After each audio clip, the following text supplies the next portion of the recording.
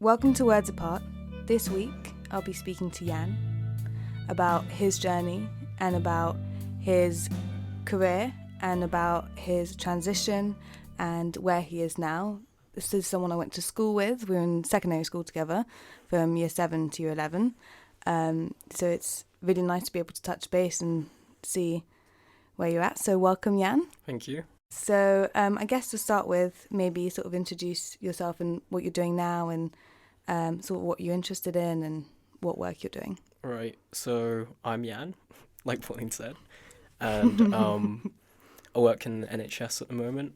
I'm actually moving job from Great Ormond Street to Tavistock to work in the Adult Gender Identity Clinic. What am I interested in? I guess gaming. That's pretty much it right now. Yeah. He's got great tattoos. Yeah. Yeah. I think I've got like 9 or 10 now. Wow, it's impressive. Yeah. When did you get your first one? When I was 18, actually. Nice. So you did it legally? One. Yeah. Not stick and poke. Yep. Yeah. All of them like are dedicated to people. Oh wow. So right arm is like the woman in my life. Left is my well, it's just one guy, so it's my dad. Yeah. And left leg is someone as well. Wow. Yeah. That's so nice. I guess so we were at school together, and obviously we were at an all-girls school. What was that like? I mean, looking back on it now, I think it's easy to say that so many of us would have never thought or realised what was going on with you, or even had the language to speak about it or been educated about it. Yeah, I mean, I wasn't even educated myself. Like, it's not something that most people would know, and I didn't really know what was going on until like I was 13. Yeah. I think it came out as like gay in year 7. Yeah. Don't know if you remember that. Yeah, I do remember. Went a bit crazy the whole year. Yeah. And yeah, I do remember that. I don't blame anyone because we're in year 7. It's like novel. People react. That's just, life. And I don't really hold it against anyone. Everyone's growing. But it still kind of made me feel uncomfortable to say anything more about who I was. So I think, in year 9 or 8, I came out to my close group of friends, and outside of school they started referring me using male pronouns. Oh, really? Yeah. And they referred me to CAMHs when I was 13. Yeah. That was through school. And they gave me I think it was 6 appointments to review me to go to Tavistock.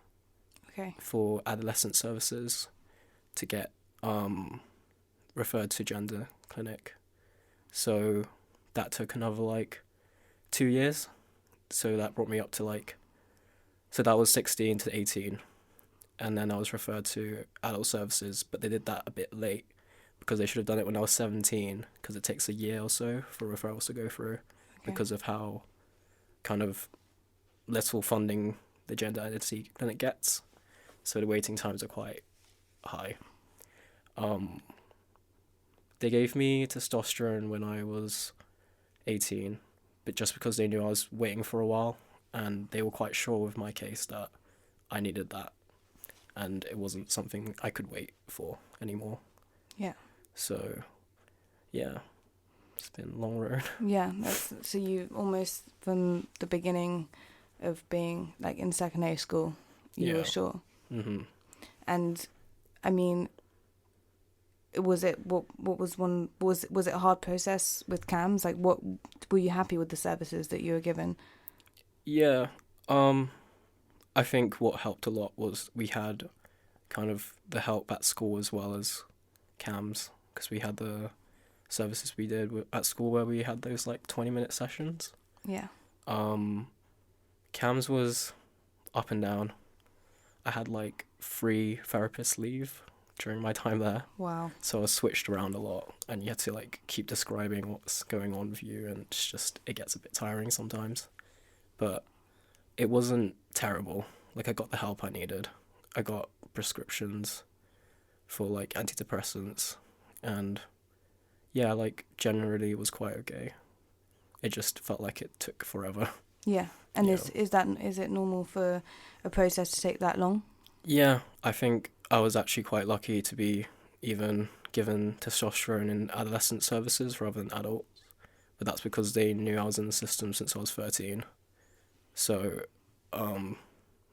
let's say if someone wanted to transition and they were really sure at 17, they'd still have to go through all those processes. So they'd probably get cross-sex hormones around like 19 or 20. Okay, wow. Yeah, long Yeah. time. And every day waking up, and like I've hated my voice for most of my life. Yeah. And like even teachers in school would be like, oh yeah, he needs to put his hands up more, like he needs to answer questions more. It's not that I didn't have anything to say, I just didn't want to say it. Yeah, no, of course. Yeah. And did you feel like people in the school were supportive? Were they aware of what was going on and how much of that affected your school life? I don't think I was ever shy about how sad I felt in general, Yeah. but I don't think people really realized how much I was feeling. I mean, I didn't really kind of accept the fact that I was feeling that badly until year 10 or 11. Okay. That's when you realised Yeah. that you were getting sort of mental health issues Yeah. because of how, yeah. Yeah. It was literally like I didn't want to go to sleep because I didn't want to wake up in the morning. Wow. But I'd go to sleep and then I wake up and I feel worse. And people would always say like, it gets better. And yeah, it does. With time it does. But I think the problem that a lot of trans people have is that after transitioning, they still feel that depression, that anxiety. And because they focus so much on transitioning, everything else gets pushed behind. Right. And then you're left having to deal with that as well. When you've kind of... I mean, everyone's got different kind of sense of when they want to stop transitioning. And I've got to a point where I'm quite comfortable with my body. But I still have weight issues. I still have, like, all those other issues. And I used to kind of direct that towards dysphoria, like gender dysphoria. But it's just... I just like to call it, like, just general body anxiety now. Like, I don't really like to tie it into being trans anymore. I think they're just two different things that I've kind of molded into one and left one behind. Yeah, for sure. Yeah. Because if I was going to ask as well, that must have taken so much time out of your life and like thinking space, and how much has it affected like your everyday life in terms of, like you were saying, like pushing other things back? Yeah. Well, there's so many things I saw people we went to school with enjoying. So like going out, having parties, like going swimming in the summer. Yeah. Going to like Hampstead Ponds, stuff like that. Up until I got top surgery like nearly 2 years ago now. Even like a year after that, because of recovery, I couldn't do most of that stuff. Like I was in a binder most hours of the day. So after about 5-6 hours, it gets hard to even like walk, let alone. Oh my God. I mean, if you remember the stairs in Blandford Street, my form room was on the 4th floor. So walking up those stairs every single day in that binder was just ridiculous. Oh my God. Yeah. It's literally like trying to walk with like a ton of bricks on your chest. Wow. Yeah. So, I mean, I had to pay for top surgery privately because I just couldn't wait for that waiting time anymore. And that was like 7K. Wow. Yeah.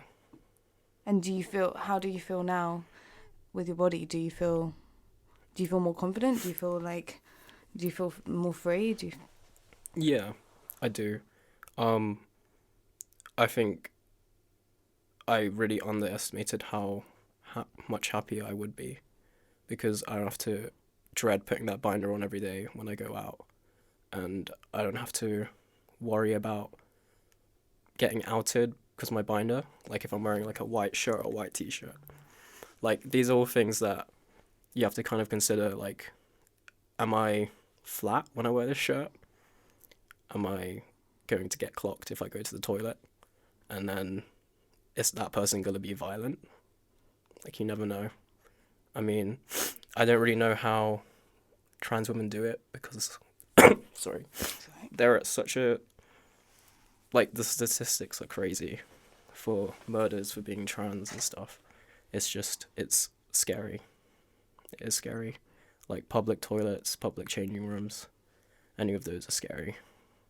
And do you feel, have you ever been an encounter where you have felt really vulnerable and someone has said something, or? I think I'm lucky in the sense that nothing's ever been physical. It's always been passing comments or comments made out of ignorance. Microaggressions and things like that, yeah. So I still live in the area where I grew up in, so a lot of people actually know about me. And this I didn't know, but in secondary school, a lot of secondary schools around me knew about me. So, yeah, I mean, because our school uniform was a skirt. Yeah. So I used to go to school every day in our PE trousers and go home every day in my PE trousers. And I remember once I forgot it and I went past a group of QK kids and they just surrounded me and they were just like, "What are you? Oh, no. What are you? Are you a boy or a girl? You look like a boy wearing a skirt." And I was just like, okay, I want to exit the situation now. Like, I know you're not supposed to feed into it, so I just tried to barge my way through, and they just started pushing me. And this is when you're obviously much younger as well. Yeah. Yeah. They were definitely sixth formers. No way. Yeah. So, because they only had their ID badge. Yeah. And they were out of uniform, so. God. Yeah. And people who used to know me will, like, shout my birth name out if they see me, like, across the road. Yeah. And do you still, it's something happened when you were younger. Do you feel like now there hasn't been as much, or? Yeah, there hasn't been as much because most people have moved away to uni, and I'm lucky enough that I passed pretty well. So even now when I tell people I meet that I become friends with, like, they're always like, "Oh, I would never know," and stuff like that. Mm-hmm. But yeah, I think I'm just lucky enough to pass, so I don't get as much of that. But I know a lot of my non-binary friends get a lot of just questions, just inappropriate questions, stuff like that. It's just, it's unfair. And what do you think would be one of the best ways to sort of educate people on, on non-binary people? Our school did pretty well in the sense of what was out there and noticed at the time. Like, we had humanities and we watched, like, I remember that lesson we were like, the teacher asked us, "What does a gay person look like?" And we had to draw, like, a stick person. And most people, like, try to not be stereotyped. Like, they try to not stereotype people. Yeah. But I think we were lucky in the sense of the kind of people we had around us and the education we got. But I think we should be including more kind of gender and identity stuff in our humanities lessons, or like just mental health, like, classes as well. I mean, I think we're seriously lacking in any kind of mental health help in secondary schools. I mean, most people I talked to didn't have, like, a social inclusion department like we did. They didn't really have anyone they could talk to, or be like a teacher that they went to form with, which isn't someone you can really talk to and be honest with. So I think we really need to look into our school systems. Definitely, because I think we were so lucky with our, like our social, was it called social inclusion? Yeah. Because I remember as well, it was amazing. And then as soon as it was something which was more serious, they would straight away refer. Yeah. And I know so many people who really, really benefited from the school. But I know that it's not like where I went for sixth form, it wasn't like that. There wasn't it wasn't the same. But I think you're right. I think there needs to be way more, because I think even after coming to SOAS, I learned so much, and But I'm at university. I should have, you know, people should have known. You should know about this almost from day one. And I mean, with being at school, did you think, was there any times when, like with your friends, did you feel like you had a support network of people that you could trust? Because I mean, I can't imagine what it'd be like, but I think in school it's so hard sometimes to find those particular people. Yeah, I think I was also really lucky in that sense. Yeah. I did find the people who accepted me, and no one ever really, like, once I was out with it, it's because I did like a mass Facebook post just to get out there, so everyone who we went to school with would know to like use the right pronouns and the right name. No one ever called me by the wrong name or the wrong pronoun. Like, if they did it by accident, they'd correct themselves, and I don't mind that. Like, if you correct yourself, that's fine. I think there's been times when people have been ignorant, and it's not because they're hateful, it's genuinely because at that time they just didn't educate themselves before speaking.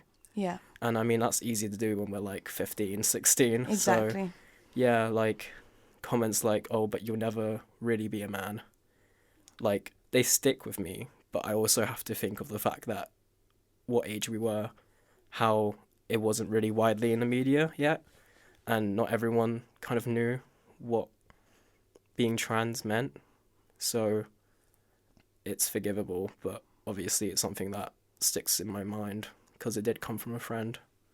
Yeah, of course. Yeah. And I mean, I think it's so brave, because I remember like when we were in year 7, and I do remember you coming out, and it was huge. Like, it just went around the school like wildfire. But I think thinking back on it now, you were so brave to do that, because to be able to know something so sure and to be able to speak out about it. Yeah. I'm sure it probably helped so many people you didn't even know.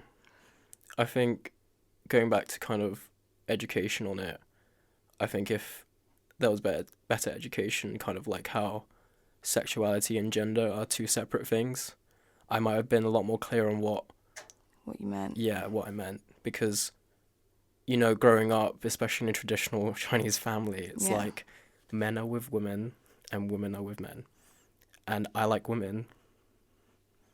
That doesn't make sense to me. Yeah. But like, it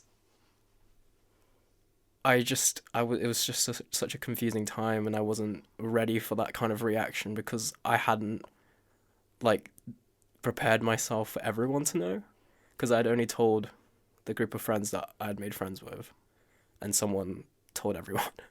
So okay, so it wasn't meant. Yeah. So when the whole big thing came out, it was just like, okay, I have no idea what to do now. Do I come back to school tomorrow?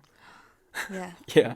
And it's not anyone's fault. I mean, we're all in year 7, like, but I mean, you kind of just build that defense up from a young age, because I didn't want to be that scared anymore. Yeah. So. And you stayed at school the whole time until 6th form. So and that happened year 7. So it just clearly shows that you're not someone to run away. You still live in the same area. Yeah. So. Honestly, if you have a problem, you move. Yeah. It's that's what I say. Yeah. Because I mean, I'm not hurting anyone. Yeah. If you don't like it, then just stay away. Yeah. No, exactly. Yeah. Yeah. And what do you, I mean, sort of going to like now, and you know what you're working in at the moment, you're working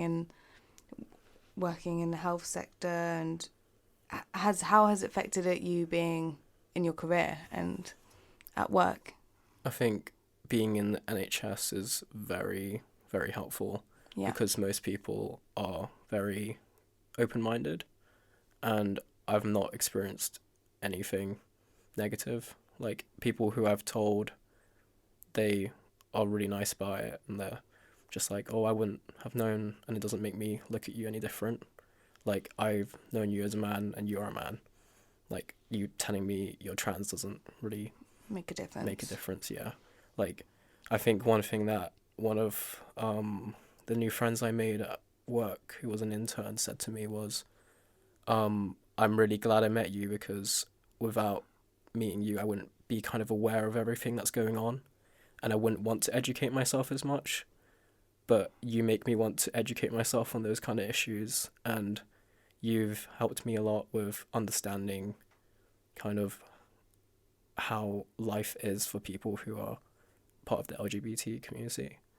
Because, I mean, especially kind of the people who grew up very religious, even if they want to be open-minded, sometimes it's hard to find that person who will kind of talk things through with you and not get angry at you when you say something that's out of ignorance. So, yeah, I mean, NHS has been kind of a gift to me, because I can't imagine working privately. I just can't. Yeah. Yeah. And I mean, the Tavistock Centre, where you're going to work in a gender clinic, I mean, I went to the Tavistock Centre for a while, and it's definitely somewhere which I think is close to a lot of people I know in my community that have used it. Yeah. And I saw a documentary actually about the gender clinic specifically. And what made you want to work there? Is it something inside you that makes you feel like you want to help others going through the same? Or Yeah, I mean, I think it would be good for the clinic to have kind of an insight to what a patient sees and how the patient's treated. And also kind of, I mean, I will kind of be the first point of contact for people getting letters and stuff and having questions. So I think I'd be able to help them out a lot. And I do feel very grateful for the NHS, and I wouldn't mind working for the NHS for the whole of my life, because honestly, without it, I don't think I'd be here.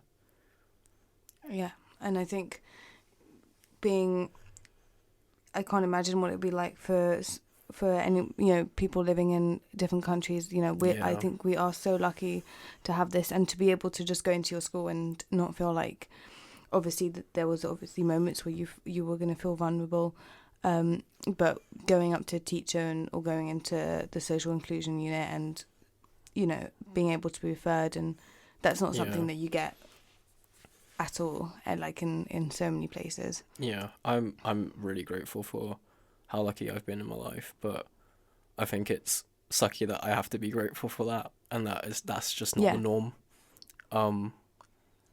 I mean, we are making great strides, but stuff like this is going to help a lot. Do you think it should be as long as it is, and do you think there should be a certain age limit to when you can start taking the medication? Yeah, I think that's a hard one, because the thing with cross-sex hormones is it has permanent effects, and I mean, I knew for sure since I was 13, so who am I to say someone else couldn't have known from a younger age?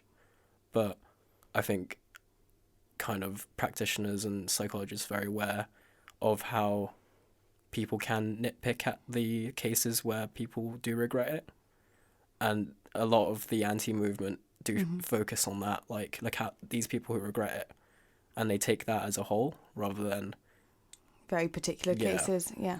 So, I mean, with hormone blockers, because I was on that for a year, that is always an option when you're under 16. But I think at the same time, you are that person, if they genuinely feel that way, they are going to feel like they've lost those years of their lives that they didn't kind of go through the puberty they wanted to. Yeah. Yeah. I mean, going through puberty twice is not fun. Yeah. Yeah. Of course. And obviously I asked you to send in a photograph. So can you sort of describe your proudest moment? And there's also, for who's listening, there's a photo of this which I'll put up. But can you describe sort of this moment? Yeah, it was just me in a pool. It was my 21st birthday. I was in Turkey, and it's the first time I could swim in a public pool without a rasher or a t-shirt over my scars or my binder. And I hadn't swum probably in about 11 years. Wow. And I used to love swimming. I used to go every week.